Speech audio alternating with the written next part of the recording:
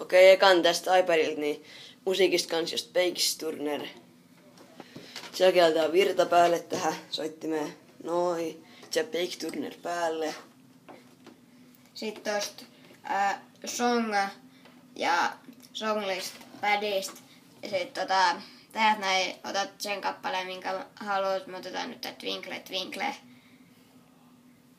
Ja sit vaan laitetaan... Näppäilään tuonne sen kappaleen numero.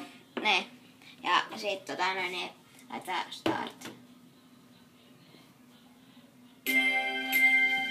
Twinkle, twinkle.